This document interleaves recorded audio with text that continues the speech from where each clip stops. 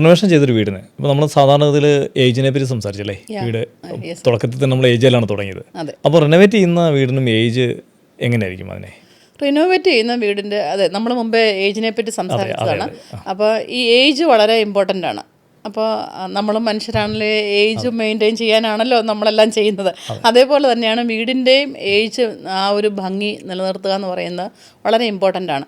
ഇപ്പോൾ ഒരു നല്ല രീതിയിൽ നമ്മളതിനെ മെയിൻറ്റെയിൻ ചെയ്യുകയാണെങ്കിൽ നോർമലി ഒരു 50 ഇയേഴ്സ് നിൽക്കുന്ന ഒരു വീട് ഒരു 100 ഇയേഴ്സ് വരെ നിൽക്കും.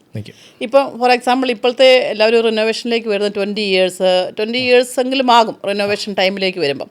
അപ്പോൾ ആ 20 ഇയേഴ്സിൽ അവർ നല്ല രീതിയിൽ മെയിൻറ്റെയിൻ ചെയ്ത് കൊണ്ടുപോവുകയാണെങ്കിൽ 50 ഇയേഴ്സ് വരെ ഒരു കംപ്ലൈൻറ്റും ഇല്ലാതെ പോകേണ്ട ഒരു വീട് അതൊരു 75 to 80 ഇയേഴ്സ് വരെ ഒന്നും രണ്ടാമത് തിരിഞ്ഞ് നോക്കണ്ട, അതേപോലെ നമുക്ക് മെയിൻറ്റെയിൻ ചെയ്ത് നിർത്താൻ പറ്റും.